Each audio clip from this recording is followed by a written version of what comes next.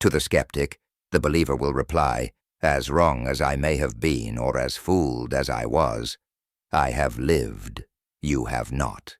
In your skepticism, you have been proven right. Yes. However, I have learned more than you ever will. In my unwavering belief, I know myself, for I have learned from my failure. In your skepticism, you lose yourself, for you have learned nothing. My action, although ultimately faulty, has taught me more than any inaction. At the end of it all, I can say that I have lived, learned, and acted beyond any skeptic ever will. Follow not these pirates, who seek to plunder ships and drown at sea. Rather I speak to you of the past, present, and posterity, all that is unknown to self-devouring beasts. Abandon not everything that you own, but everything that owns you. I am the lighthouse that guides those wayward ships to shore, so their plentiful riches may be shared by all except the kleptocrats, who sap our lifeblood like leeches. I am the light shining in the darkness. Follow me, or be rendered blind by way of nothingness. We are not independent of our existence in a series of systems. We are the system in the system of systems. We are both the proletariat and the industrialists. We are everything, but in multiplicities. We are expressed upon arrival, an end to the social superposition of becoming, but just for a moment. An infinitely sided die must land on a side. No need. We experience it. I take a phenomenological perspective. Why bother hopelessly trying to grasp the dimensions of our relationship within the confines of language?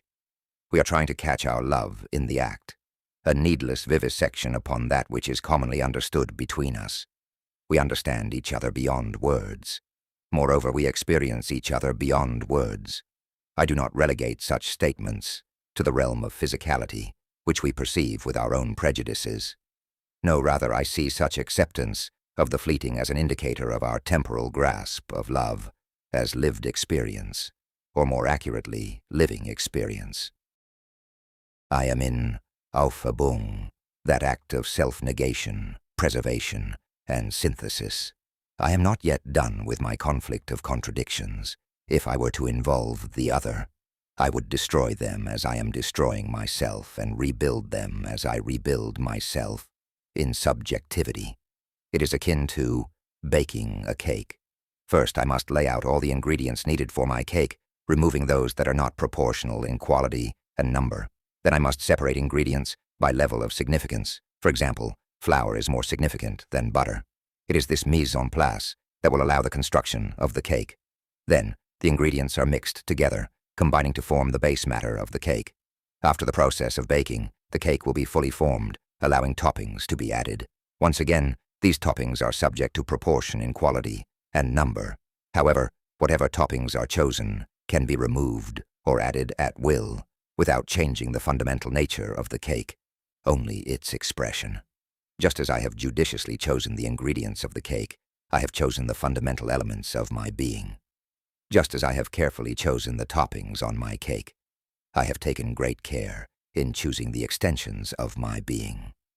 Over time, I will continue to refine my recipe of the self and seek both ingredients and toppings with clarity.